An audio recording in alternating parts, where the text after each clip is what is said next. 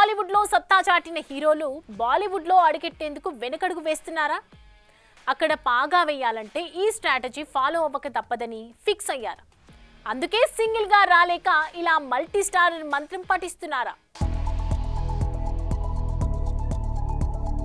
బాలీవుడ్లో పాగా వేయటానికి ఇప్పుడు మన వాళ్ళు మల్టీ స్టారర్ మంత్రం పఠిస్తున్నట్లు కనిపిస్తోంది.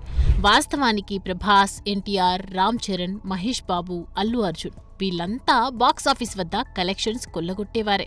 వీళ్ళెవరూ నేరుగా బాలీవుడ్లో సినిమా చేయటం లేదు. చేస్తే గీస్తే మల్టీ స్టారర్ మాత్రమే అనే షరతు పెడుతున్నారు. రామ్ చరణ్ ఓసారి ఇలాంటి ప్రయత్నమే చేశాడు. తుఫాన్తో అక్కడ అడుగు పెట్టాడు, కానీ డిజాస్టర్ అయ్యింది.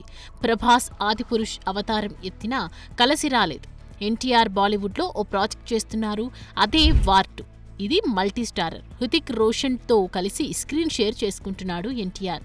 ఇక అమీర్ ఖాన్ తెరకెక్కించే మహాభారతంలో అల్లు అర్జున్ అర్జునుడిగా కనిపించే అవకాశం ఉంది. రామ్ చరణ్ కూడా మల్టీ స్టారర్ అయితే చేస్తా అంటున్నాడట. నిజానికి మల్టీ స్టారర్ అనేది మంచి ఆప్షన్. అక్కడి ప్రేక్షకులు మన హీరోల్ని ఎంతవరకు రిసీవ్ చేసుకుంటారు అనేదానికి ఓ చెక్ పాయింట్. మన గ్యాన్ ఇండియా సినిమాలు కూడా అక్కడ దుమ్ము దులుపుతున్నాయి అనుకుంటే పొరపాటే. రామ్ చరణ్, ప్రభాస్ విషయాల్లో ఇదే జరిగింది. సో పాగా వేయాలంటే మల్టీ స్టారర్లతో ప్రయోగాలు చేయాలి. చూడాలి మరి ముందు ముందు ఇంకెవరు ఇలా బాలీవుడ్ బాట పడతారు. For more videos like this, subscribe Big TV channel.